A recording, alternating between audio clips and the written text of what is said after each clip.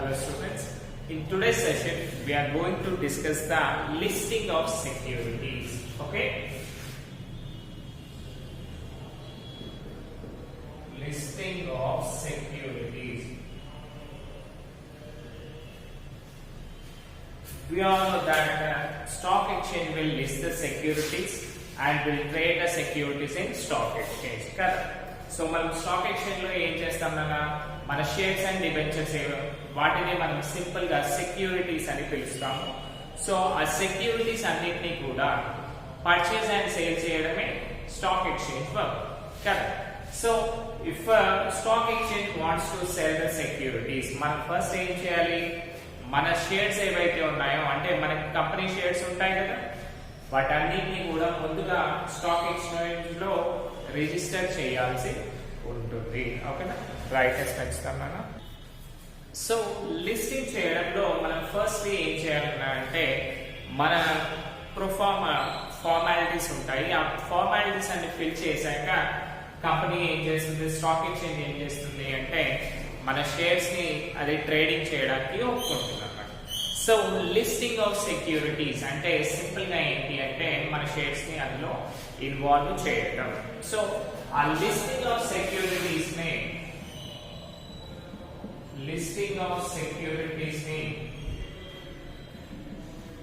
మనము ఏవైతే లిస్ట్ చేసామో స్టాక్ ఎక్స్చేంజ్ లో వాటిని మనము సింపుల్ గా ఏమంటాము అంటే క్వాంటెడ్ సెక్యూరిటీస్ అని పిలుస్తాం.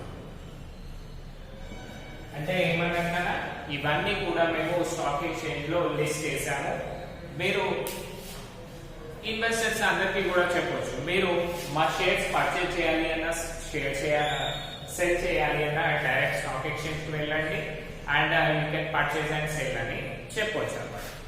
సో ఇంకొకటి, మనము స్టాక్ ఎక్స్చేంజ్ లో లిస్ట్ చేస్తాం అంటే ఇప్పుడు చూడండి అన్న, మన స్టాక్ ఎక్స్చేంజ్ లో షేర్స్ ని పర్చేజ్ చేస్తాం. ఎలా పర్చేజ్ చేస్తాము, స్టాక్ ఎక్స్చేంజ్ పైన నమ్మకం అన్నమాట.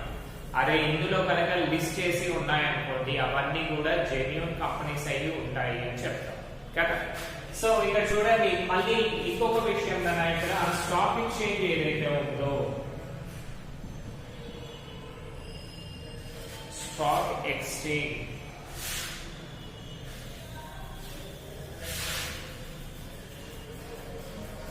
స్టాక్ ఎక్స్చేంజ్ ఏదైతే ఉందో ఇట్ వోంట్ గివ్ గ్యారంటీ. అంటే ఈ కంపెనీ జెన్యూన్ అని మాత్రమే చెప్తుంది, బట్ ఆ కంపెనీ ఎన్ని డేస్ రన్ అవుతుంది, ఎప్పుడు క్లోజ్ అవుతుంది అదంతా కూడా మనం డిస్కస్ చెయ్యము. ఓకేనా. సో సింప్లీ చూడండి, the stock exchange neither assures the financial soundness of the company nor recommends selection of the company. అంటే ఇదేం చేస్తుంది, జస్ట్ వాళ్ళు స్టాక్ ఎక్స్చేంజ్ లో లిస్ట్ కావాలి అంటే కొన్ని రూల్స్ అండ్ రెగ్యులేషన్స్ ఉంటాయి. ఆ రూల్స్ అండ్ రెగ్యులేషన్స్ కనుక వాళ్ళు ఫుల్ఫిల్ చేశారనుకోండి ఆ సర్టెన్ కంపెనీ వాళ్ళు, సో వాళ్ళని మనకి లిస్టింగ్ చేసేస్తుంది. కానీ ఆ కంపెనీ ఎన్ని డేస్ నడుస్తుంది, ఎప్పుడు క్లోజ్ అవుతుంది అవన్నీ కూడా మనకు తెలియదు. జస్ట్ ఇదేం చేస్తున్నారు అంటే స్టాక్ ఎక్స్చేంజ్ మీరు ఏదైతే షేర్ కొనాలి అనుకుంటున్నారో, suppose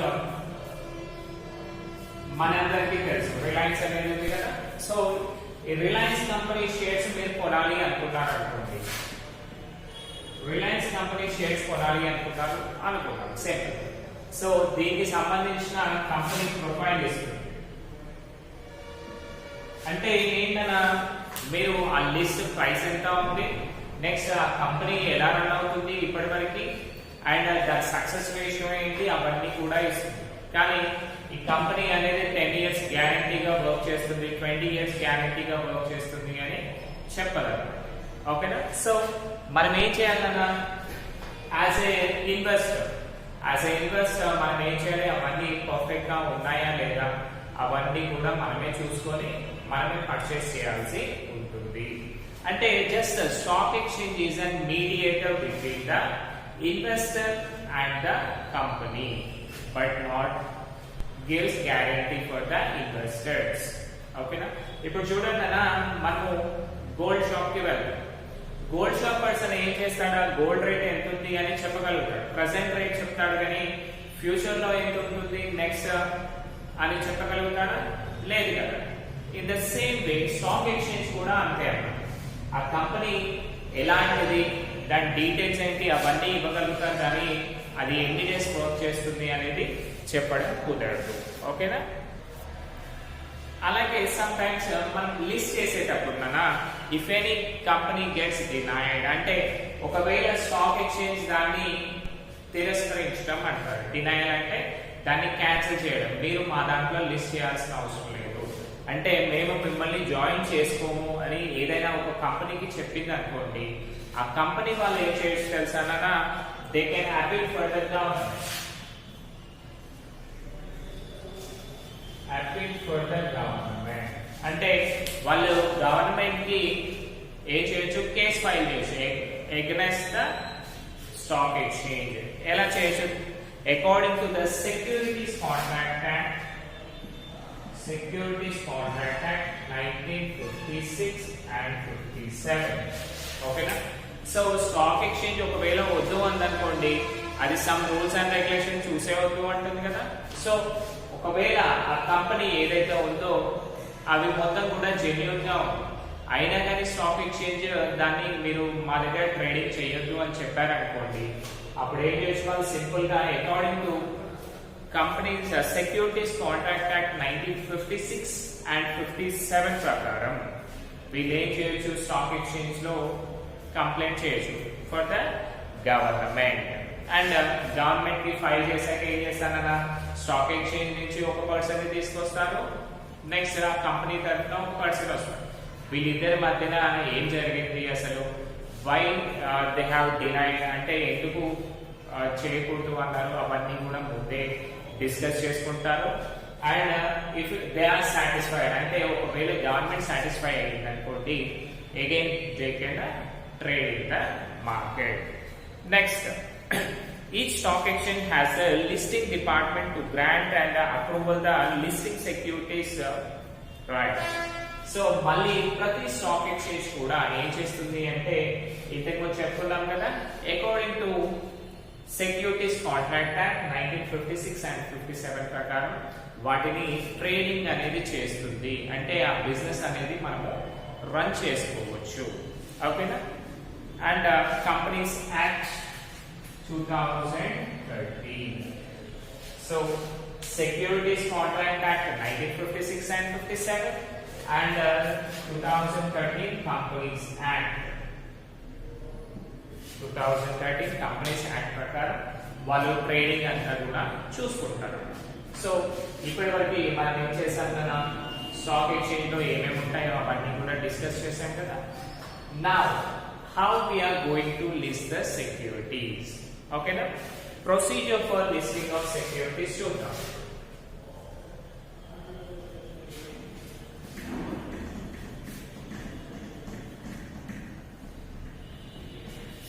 So procedure for listing of securities.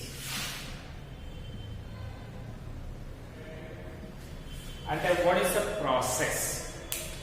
So మీరు ఏంటంటే మీకు సంబంధించి ఒక కంపెనీ ఉంది, నార్మల్ గా జనరల్ గా చూడండి, why we are going with the stock exchange? Because we will get heavy investment అనేది ఎక్కువగా తీసుకోవచ్చు కదా. క్యాపిటల్ అనేది మన దగ్గర లేనప్పుడు ఏం చేస్తాం, మనం వేరే వాళ్ళ దగ్గర లోన్స్ అలా తీసుకుంటాం కదా. అలాగే మనం with use of stock exchange ఏం చేస్తాము, మనకు సంబంధించిన షేర్స్ అండ్ డిబెంచర్స్ ఇచ్చి వాళ్ళ దగ్గర నుంచి లోన్స్ గ్రాంట్ చేసుకుంటున్నాం కదా. సో ఫస్ట్ ఒక కంపెనీ కనుక స్టాక్ ఎక్స్చేంజ్ లో లిస్ట్ కావాలి అనుకుంటే, అంటే స్టాక్ ఎక్స్చేంజ్ లో వాళ్ళ ట్రేడింగ్ చేయాలి అంటే లోన్స్ తీసుకోవడమే కదా ట్రేడింగ్ అనేది. సో ట్రేడింగ్ చేయాలి అంటే వాళ్ళ మినిమం క్యాపిటల్ వచ్చేసి 3 crores rupees ఉండాలి. అంటే ఏదైనా బిజినెస్ అన్నా, సపోజ్ నేను 10 లక్షలు పెట్టి విలేజ్ లో పెద్ద సూపర్ మార్కెట్ పెడుతున్నా, నాకు స్టాక్ ఎక్స్చేంజ్ లో లిస్ట్ ఇవ్వండి అంటే ఇవ్వరు. అంటే మీ కంపెనీ పెడితే ఎంత ఉండాలన్నా మినిమం 3 crores ఉండాలి. ఓకేనా? ఆ 3 crores లో అట్లీస్ట్ 60%, ఓకేనా, at least 60% offered by the public, sorry, at least 1.8 crores offered by the public can be listed for prescribed pro forma in the following document. So చూడండి, ఈ company with minimum capital. So దీంట్లో చూడండి అన్న, minimum 3 crores worth of business అయ్యి ఉండాలి and దాంట్లో at least 60% అంటే 1.8 crores rupees అనేది పబ్లిక్ దగ్గర నుంచి వాళ్ళు కలెక్ట్ చేయగలగాలి. ఓకేనా? అలా కలెక్ట్ చేయగలిగినప్పుడు మాత్రమే ఆ కంపెనీకి స్టాక్ ఎక్స్చేంజ్ ఏం చేస్తుంది, పర్మిషన్ ఇస్తుంది. ఓకేనా? లాస్ట్ లో చూసాం మనం లైక్ ఫస్ట్ ఇయర్ లో చూసుకుంటే మనకి first call, second call, final call అవన్నీ కూడా నేర్చుకున్నాం కదా. సో అలాగే సో ఆ first call, second call, allocation అవన్నీ బేస్ చేసుకొని వీళ్ళు మినిమం 60% క్యాపిటల్ అనేది పబ్లిక్ దగ్గర నుంచి తీసుకురాగలగాలి. అలా తీసుకొచ్చినప్పుడు మాత్రమే స్టాక్ ఎక్స్చేంజ్ ఏం చేస్తుంది, వాళ్ళకి పర్మిషన్స్ ఇస్తుంది. అది కూడా మళ్ళీ దీనికి సర్టైన్ రూల్స్ అండ్ రెగ్యులేషన్స్ ఉంటాయి. ఆ మనీ పూల్ చేసే విధానంలో ఫస్ట్ ఆ మనీ పూల్ చేశాక ఏం చేయాలి అంటే దానికి సంబంధించి ఒక లిస్ట్ ఆఫ్ డాక్యుమెంట్స్ ఉంటుంది. చూడండి అన్న, ఇప్పుడు మనం ఒక చిన్న సిమ్ కార్డ్ కొనాలి అనుకోండి, ఏం చేయాలి, మనం ఫోటో ఇవ్వాలి, వాళ్ళు చెప్పిన దగ్గర సంతకాలు పెట్టాలి, అవన్నీ ఉంటాయి కదా ప్రాసెస్. అలాగే మనకి కనుక స్టాక్ ఎక్స్చేంజ్ లో లిస్ట్ కావాలి అంటే ఏమేమి ప్రొసీజర్స్ ఉంటాయో చూద్దాం. First copies of memorandum of associations and articles of association, prospectus, directors report, balance sheet and agreements with the underwriters and brokers. అంటే ఒక స్టాక్ ఎక్స్చేంజ్ లో మనకి కనుక లిస్ట్ కావాలి అనుకోండి, ఇప్పుడు చూడండి కదా, మనం వేరే వాళ్ళ దగ్గరికి వెళ్ళి నాకు లోన్ కావాలి అంటే తెలంగాణ ఇస్తారా? లేదు. మీ బ్యాక్గ్రౌండ్ ఏంటి, మీరు ఎక్కడ ఉంటారు, అవన్నీ తెలుసుకునే కదా ఇచ్చేది. అలాగే యాజ్ ఎ ఇన్వెస్టర్ మనము స్టాక్ ఎక్స్చేంజ్ చూసి నమ్మకంతో దాంట్లో ఇన్వెస్ట్ చేస్తాం. ఎలా ఇన్వెస్ట్ చేస్తున్నాం? బికాస్ స్టాక్ ఎక్స్చేంజ్ అనేది మనల్ని మోసం చేయదు అనే నమ్మకమే కదా. అందుకనే in order to get interest of the investors, అంటే ఇన్వెస్టర్స్ అనే వాళ్ళు లాస్ కాకూడదు అనేసి వీళ్ళు చాలా స్ట్రిక్ట్ రూల్స్ ఫాలో అవుతారు కదా. దాంట్లోనే ఫస్ట్ ఏం చేయాలి, మనము మన కంపెనీని కనుక సపోజ్ ఏం చెప్తాం, మన కేజేసీ కంపెనీ అనుకుంటాం. సో మన కంపెనీని మనము షేర్స్ ఇష్యూ చేయాలి. సో ఫస్ట్ మనం ఏం చేయాలి అంటే first copies of memorandum of associations, కంపెనీకి సంబంధించిన మెమరాండమ్ ఆఫ్ అసోసియేషన్స్ ఉంటాయి కదా, అవి ఇవ్వాలి.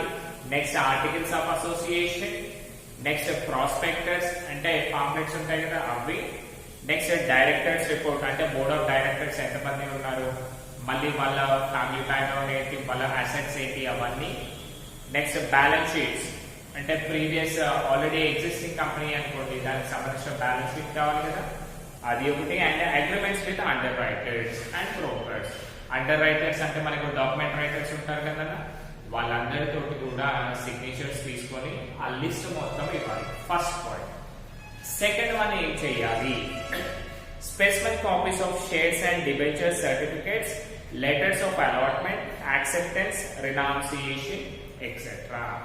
నెక్స్ట్ ఇంకొకటి ఏం చేయాలి, షేర్స్ అండ్ డిబెంచర్స్ ఉంటాయి కదా, అంటే మనం మన షేర్ హోల్డర్స్ కి ఎలాంటి రిసిప్ట్స్ ఇస్తున్నాము అవి కూడా ముందే వాళ్ళకి ఒక జిరాక్స్ కాపీ అనేది ఇవ్వడం జరుగుతుంది. స్పెసిఫిక్స్ అంటే జిరాక్స్ కాపీ లాగా. అది ఎందుకు ఇవ్వాలి అంటే సపోజ్ మీరు ఒక కంపెనీని స్టార్ట్ చేస్తారు, ఓకేనా, కంపెనీని స్టార్ట్ చేసి ఏం చేశారని అంటే అవన్నీ డబ్బులన్నీ తీసుకున్నాక కంపెనీని ఎత్తేసారు, ఓకేనా. అప్పుడు ఇన్వెస్టర్స్ ఎక్కడ పోతారు, డైరెక్ట్ గా వెళ్ళి స్టాక్ ఎక్స్చేంజ్ లో గోడౌన్కి దిగుతారు కదా. సో అప్పుడు ఏం చేస్తారు అంటే మీరు వెళ్ళిపోయాక, అంటే ఒకవేళ మీ కంపెనీ కనుక డిజాల్వ్ అయిపోయింది అనుకోండి, సో ఆ టైంలో వాళ్ళు ఏం చేస్తారంటే మీది ఫస్ట్ స్పెసిఫిక్ కాపీ ఉంది కదా, అలాంటి షేర్ డిబెంచర్ ఫోటో ఉంటే మాత్రమే వాళ్ళకి డబ్బులు అనేది పే చేస్తారు, లేకపోతే పే చేయరు, ఓకేనా. ఎందుకంటే అంటే ఇప్పుడు వాళ్ళు కూడా లాస్ కాకూడదు కదా స్టాక్ ఎక్స్చేంజ్ వాళ్ళు. ఇప్పుడు చూడండి మన కంపెనీ ఎత్తేస్తారు, సో వేరే వాళ్ళు వచ్చి దాంట్లో మా షేర్స్ ఉన్నాయని ఏదో జిరాక్స్ కాపీ తెచ్చి ఉండొచ్చు కదా, సో దానివల్ల కంపెనీ కూడా లాస్ కదా స్టాక్ ఎక్స్చేంజ్. అందుకనే వాళ్ళు ముందే ఏం చేస్తున్నారు, మన దగ్గర మీ షేర్స్ అండ్ డిబెంచర్ సర్టిఫికేట్స్ ఎలా ఇస్తారో దాని స్పెసిఫిక్ కాపీ ఇవ్వండి మాకు అని చెప్తారు. నెక్స్ట్ లెటర్స్ ఆఫ్ అలాట్మెంట్ అంటే ఫస్ట్ కాల్ సెకండ్ కాల్ అని చెప్పాం కదా అవన్నీ. యాక్సెప్టెన్స్ అండ్ రినౌన్సియేషన్ అంటే వీళ్ళు మా షేర్ హోల్డర్ అని యాక్సెప్ట్ చేయడానికి కంపెనీ నుంచి ఒక సీల్డ్ డాక్యుమెంట్ వెళ్తుందనా దాన్నే యాక్సెప్టెన్స్ రినౌన్సియేషన్ అంటారు. Next particulars regarding the capital structure అంటే మనం ఏం చేస్తాం 1.8 crores తీసుకుంటున్నాం, దాన్ని ఎలా యూటిలైజ్ చేస్తాము అంటే దేనికి ఎంత ఖర్చు పెడుతున్నాము అవన్నీ కూడా ముందే మనము డిస్క్లోజ్ చేయాలి అన్నమాట. Next A statement showing the distribution of shares అంటే షేర్స్ అనేది ఎవరెవరికి డిస్ట్రిబ్యూట్ చేస్తారు అంటే ఈక్విటీ షేర్స్ ఉంటాయి, ప్రిఫరెన్స్ షేర్స్ ఉంటాయి, రిడీమబుల్ షేర్స్ ఉంటాయి, ఇర్రిడీమబుల్ షేర్స్ ఉంటాయి, ఇవన్నీ ఉంటాయి కదా. అవన్నీ కూడా ఏమేమి ఇష్యూ చేయాలి అనుకుంటున్నారు అది కూడా చెప్పాలి. Next particulars of dividend and bonus declared or paid during the last 10 years.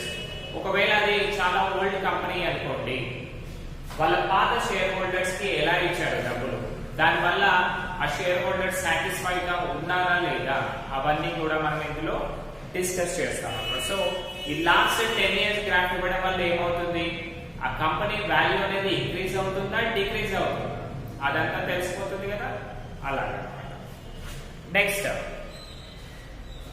Particulars of shares or debentures for which permission to deal is applied for అంటే షేర్స్ అండ్ డిబెంచర్స్ ఏవైతే ఉన్నాయో అవన్నీ పర్ఫెక్ట్ పర్మిషన్స్ ఉన్నాయా లేదా and అవన్నీ ఎవరు deal చేస్తున్నారు, ఎలా డీల్ చేస్తున్నారు అవన్నీ కూడా దీంట్లో డిస్కస్ చేయాలి.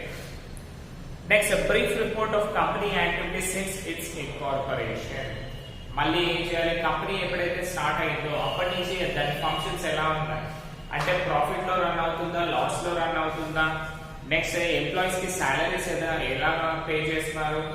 నెక్స్ట్ ఇప్పుడు చూడండి కదా ఎలాంటి బెనిఫిట్స్ లేదు, ఒక కంపెనీ స్టార్ట్ చేశారు అనుకోండి ఎంప్లాయీస్ కి, వాళ్ళు ఏం చేస్తారు వేరే కంపెనీ ఏదైనా మంచి ఫెసిలిటీస్ ఇస్తుంది అనుకోండి, ఈఎస్ఐ పిఎఫ్ హెల్త్ కార్డ్ ఇవన్నీ ఇస్తుంది అనుకున్నాం, అప్పుడు ఏం చేస్తారు వాళ్ళు వేరే కంపెనీకి షిఫ్ట్ అయ్యే ఛాన్సెస్ ఉంటుంది కదా. దీనివల్ల ఏమవుతుందన్నా ఆ కంపెనీ ఎగ్జిస్టెన్స్ ఉంటుందా ఉండదు. అందుకనే మనం కూడా ఏం చేయాలి అంటే సిన్స్ ఇన్కార్పొరేషన్ అంటే స్టార్ట్ అయినప్పటి నుంచి దాని ఫంక్షన్స్ ఎలా ఉన్నాయి అండ్ ఆ ఎంప్లాయీస్ ఎలా వర్క్ చేస్తున్నారు అండ్ దాని గ్రాఫ్ ఎలా ఉంది, రైజింగ్ లో ఉందా డిమినిషింగ్ లో ఉందా, నెక్స్ట్ ఈ కంపెనీ ఎగ్జిస్టెన్స్ ఎన్ని మంత్స్ ఉంటుంది, ఎన్ని ఇయర్స్ ఉంటుంది అదంతా కూడా మనం చూస్తాం. అవన్నీ మనము అంటే స్టాక్ ఎక్స్చేంజ్ చూసుకుంటుంది. ఓకేనా. నెక్స్ట్ లాస్ట్ పాయింట్ అనగా listing agreements with required initials and annual listing fee.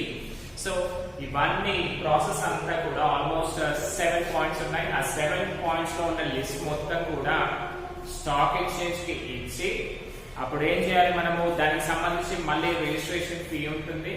ఆ రిజిస్ట్రేషన్ ఫీ పే చేశాక మనకి ఏం చేస్తుంది స్టాక్ ఎక్స్చేంజ్ ఉంది కదా, సో వాటన్నిటిని కూడా స్క్రూటినైజ్ చేస్తుంది అంటే అవన్నీ పర్ఫెక్ట్ గా ఉన్నాయా లేదా అని చూస్తుంది. ఇప్పుడు చూడండి అన్న దీంట్లో ఏదైనా సరే ఒక న్యూ కంపెనీ ఉందనుకోండి,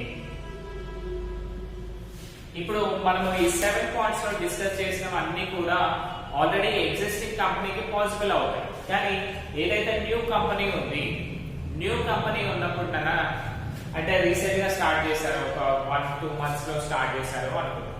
ఓకేనా. సో వీళ్ళేంటి డైరెక్ట్ గా విత్ షేర్స్ అండ్ డిబెంచర్స్ నే బిజినెస్ స్టార్ట్ చేయాలి అనుకున్నారు.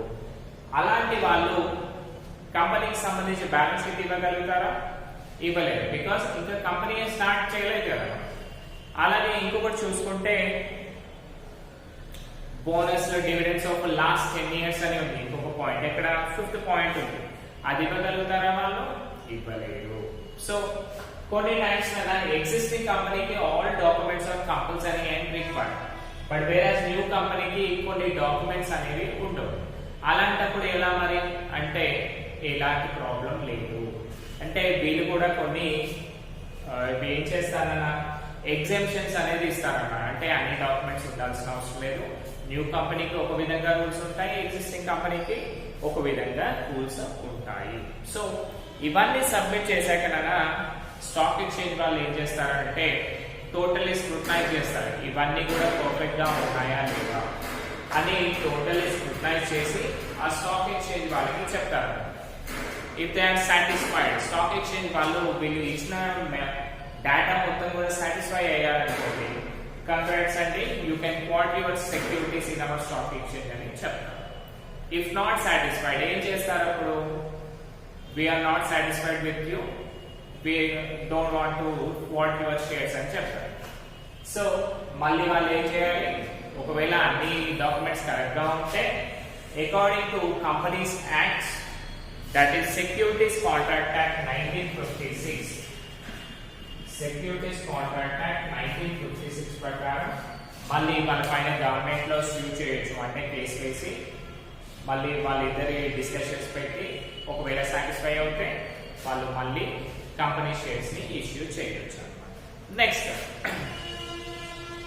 the Central Listing Authority has been set up in the year 2003 by SEBI as self-regulated established to ensure uniform standard pricing of listing of securities in all Indian stock exchange. It will have checked the operation in small stock exchange that has relevant.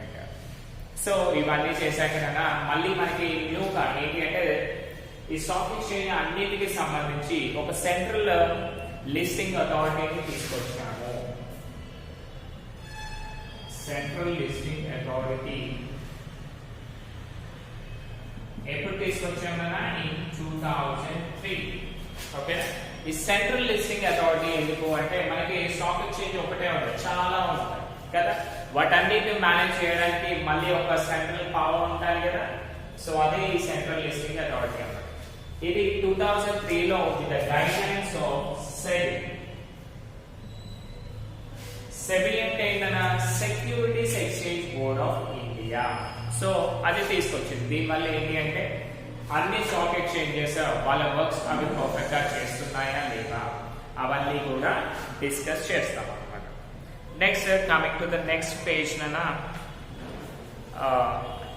The company can be list. అంటే ఇప్పుడు చూడండి, ఇప్పుడు వీళ్ళు ఏం చేశారు, ఆ process అంతా కూడా చెప్పారు, వాళ్ళు సాటిస్ఫైడ్ అయ్యాక అందులో లిస్టింగ్ చేశారు. మళ్ళీ కొన్ని డేస్ అయ్యాక ఏం కావచ్చు, అరే మన కంపెనీలో ఇది అంత అవసరమా, షేర్స్ అండ్ డిబెంచర్స్ ఎందుకు, మనకి మన ఓన్ క్యాపిటల్ ఉంది కదా, దాని నుంచే మనము డబ్బుల్ని ప్రొక్యూర్ చేసుకున్నాము. సో ఒకవేళ వాళ్ళు డీలిస్ట్ కావాలి అనుకున్నారు అంటే ఫస్ట్ ఏం చేశారు, ప్రాసెస్ అంతా పెట్టారు, స్టాక్ ఎక్స్చేంజ్ లో లిస్ట్ అయ్యారు. ఇప్పుడు ఏమవుతుందన్న, వాళ్ళు డీలిస్ట్ అంటే అందులోంచి వెళ్ళిపోవాలి అనుకున్నారు. స్టాక్ ఎక్స్చేంజ్ లో ట్రేడింగ్ అనేది మాకు అవసరం లేదు, మా క్యాపిటల్ మాకుంది, మేము చూసుకుంటాము అని అనుకున్నారు. సో అలాంటి వాళ్ళు ఏంటి అంటే కదా, ఓకేనా, మినిమం 2 years అనేది కంపల్సరీ ట్రేడింగ్ అనేది చేయాలి. ఓకేనా, so if they want to relist them it again, they can be done after 2 years. So ఇక్కడ ఏంటి అంటే వాళ్ళు మంచిగా లిస్ట్ చేశారు, అందులో మంచి షేర్స్ అండ్ డిబెంచర్స్ చాలా సక్సెస్ఫుల్ గా ఉన్నారు, అండ్ మిడిల్ లో వాళ్ళు వెళ్ళిపోవాలి అనుకున్నారు అనుకోండి. అంటే ఎలా వెళ్ళిపోవచ్చు, వాలంటరీగా వెళ్ళిపోవచ్చు. అంటే వాళ్ళకు స్టాక్ ఎక్స్చేంజ్ లో ట్రేడింగ్ చేయాలి అని ఇంట్రెస్ట్ లేనప్పుడు వాళ్ళకి నచ్చినట్టు ఎప్పుడు కావాలి అంటే అప్పుడు వెళ్ళిపోవచ్చు.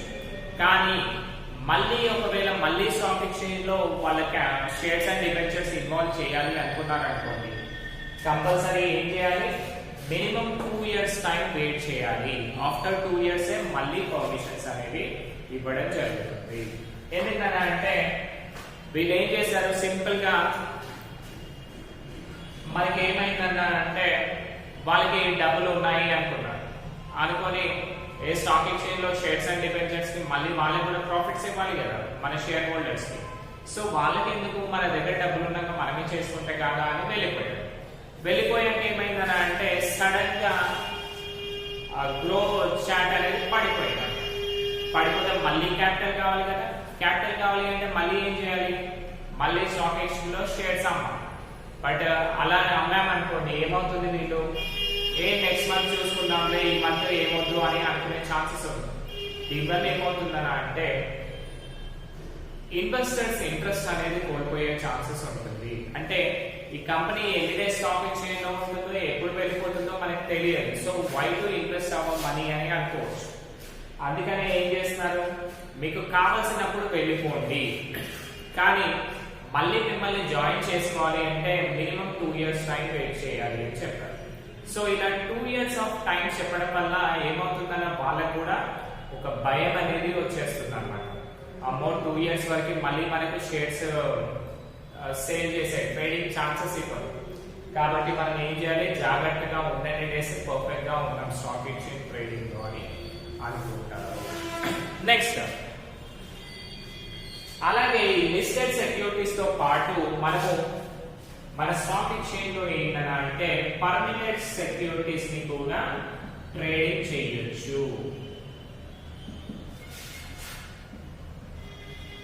పర్మిటెడ్ సెక్యూరిటీస్ అంటే ఏంటంటే ఆ సెక్యూరిటీస్ అనేవి ఆ పర్టికులర్ స్టాక్ ఎక్స్చేంజ్ లో ఉండవు, కానీ వాటి ఫంక్షన్స్ అనేవి సక్సెస్ఫుల్ గా రన్ అవుతూ ఉంటాయి.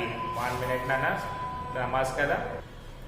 So what are permitted securities అంటే, పర్మిటెడ్ సెక్యూరిటీస్ అనేవి ఆ పర్టికులర్ స్టాక్ ఎక్స్చేంజ్ లో లిస్టింగ్ అనేది ఉండదు, బట్ అవన్నీ కూడా ఏంటి అంటే వేరే స్టాక్ ఎక్స్చేంజెస్ ఉన్నాయి కదా, అందులో చాలా చాలా యాక్టివ్ గా లీడింగ్ లో ఉండేవి అన్నమాట. దాన్ని మనము పర్మిటెడ్ సెక్యూరిటీస్ అంటాం. ఎగ్జాంపుల్ కదా, మీరు హైదరాబాద్ స్టాక్ ఎక్స్చేంజ్ లో హైదరాబాద్ లో స్టాక్ ఎక్స్చేంజ్ ఉందనుకున్నాం సపోజ్. దీంట్లో మీరు మీ కంపెనీని లిస్ట్ చేశారు, కానీ మీ షేర్ హోల్డర్స్ అంతా కూడా బాంబే, ఓకేనా, బాంబే ఢిల్లీలో ఉన్నారు. సో వాళ్ళు కన్నా మీ షేర్స్ కొనడానికి అక్కడి నుంచి ఇక్కడికి రావడం ఇబ్బంది కదా. సో మీరేం చేస్తారు, ఫ్లెక్సిబిలిటీ, మీరు కావాలి అంటే వేరే బ్రాంచెస్ లో కూడా దాన్ని కొనుక్కోవచ్చు అని చెప్తారు, షేర్స్ అనేవి ట్రేడింగ్ చేసుకోవచ్చు అని చెప్తారు. అంటే మనం ఇన్వెస్ట్ చేసిన మనం ఎన్రోల్ అయిన దాంట్లో కాకుండా వేరే స్టాక్ ఎక్స్చేంజ్ లో ట్రేడింగ్ చేసేదాన్ని మనము పర్మిటెడ్ సెక్యూరిటీస్ అంటాం. సో ఈ పర్మిటెడ్ సెక్యూరిటీస్ అనేవి స్టాక్ ఎక్స్చేంజ్ ఎందుకు ఫెసిలిటీ ఇస్తుంది అంటే, because to protect the investors interest. So వాళ్ళు ఏమనుకోవచ్చు, అరే ఈ కంపెనీ బాగుంది కానీ దాని షేర్స్ ఇక్కడ అవైలబిలిటీ లేవు, so why to waste our time అని వేరే కంపెనీకి వెళ్ళే ఛాన్సెస్ ఉంటుంది కదా. అందుకని ఆ కంపెనీ రెప్యుటేషన్ అనేది స్పాయిల్ కాకుండా వీళ్ళు ఏం చేస్తున్నారు, ఎక్కడైనా సరే మీరు ట్రేడింగ్ చేసుకోవచ్చు అని చెప్తున్నారు. దాన్ని మనము పర్మిటెడ్ సెక్యూరిటీస్ అని పిలుస్తున్నాం. So first, aims of listing of securities అంటే మెయిన్ గోల్స్ ఏంటి. ఇప్పటి వరకు మనం లిస్టింగ్ ఆఫ్ సెక్యూరిటీస్ చేశాం కదా, దీని గోల్స్ ఏంటి అంటే, first one, to have control over the dealing of securities and to have proper supervision. So ఈ లిస్టింగ్ ఆఫ్ సెక్యూరిటీస్ చేయడం వల్ల అవన్నీ కంపెనీస్ ఎలా రన్ అవుతున్నాయి, వాళ్ళ గ్రోత్ చార్ట్ ఏంటి, అవన్నీ కూడా మనం ఈజీగా ఐడెంటిఫై చేయొచ్చు. Second, to decentralise the economic power. Decentralise అంటే ఓన్లీ, సెంట్రలైజ్ అంటే ఒకే దగ్గర పెట్టేదాన్ని సెంట్రలైజ్. డీసెంట్రలైజ్ అంటే ఏంటి, ఎక్కడికక్కడ మనకి సంబంధించిన ప్రతి ఏరియాలో కూడా దాన్ని డిస్ట్రిబ్యూషన్ అనేది చేయడం డీసెంట్రలైజేషన్ అన్నమాట. Next, to safe guards interest of promoters. Promoters అంటే ఎవరైతే కంపెనీస్ ఇష్యూ చేస్తున్నారో వాళ్ళని మనం ప్రమోటర్స్ అంటాము. సో వాళ్ళ ఇంట్రెస్ట్ కూడా కాపాడడానికి ఈ లిస్టింగ్ ఆఫ్ సెక్యూరిటీస్ చేస్తున్నాం అన్నమాట. నెక్స్ట్, లాస్ట్ పాయింట్ అన్న, to protect the interest of investors and share holders. So మళ్ళీ ఆ షేర్ హోల్డర్స్ అంటే కదా, ఎవరైతే ఎగ్జిస్టింగ్ మెంబర్స్ ఉన్నారో వాళ్ళని షేర్ హోల్డర్స్ అంటాము. అంటే who purchases the shares, they are share holders and investors. మనం ఉంటాం కదా, మనం ఇన్వెస్ట్ చేసామనుకోండి, మనల్ని ఇన్వెస్టర్స్ అంటారు. సో వీళ్ళంతా కూడా ఎలా రన్ అవుతున్నారో, హ్యాపీగా ఉన్నారా లేదా, and are they satisfied with the stock exchange or not, ఇవన్నిటి గురించే ఇది ఏం చేస్తుందన్నా సర్టెన్ రూల్స్ అండ్ రెగ్యులేషన్స్ పెట్టి మనకి స్టాక్ ఎక్స్చేంజ్ ఫంక్షన్స్ అన్ని కూడా పర్ఫెక్ట్ గా చేస్తుంది. According to the SEBI, securities exchange board of India guide lines ప్రకారం ఇవన్నీ కూడా రన్ చేయడం జరుగుతుంది. ఓకేనా, హోప్ యూ అండర్స్టూడ్. అండ్ దీనికి సంబంధించిన ఆన్సర్ మీకు మెటీరియల్ లో ఉంటుంది, అది కంపల్సరీ కూడా చదవండి. ఓకేనా, అటెండెన్స్ పర్సెంటేజ్ అనేది కూడా పెంచండి, బికాస్ మనకి సర్వీస్ తెలుసు కదా, మీకు మళ్ళీ ఎగ్జామ్ పాయింట్ ఆఫ్ వ్యూలో హాల్ టికెట్స్ ప్రాబ్లం అయ్యే ఛాన్సెస్ ఉంటుంది, రైట్. అందుకనే మీరు జాగ్రత్తగా వినండి.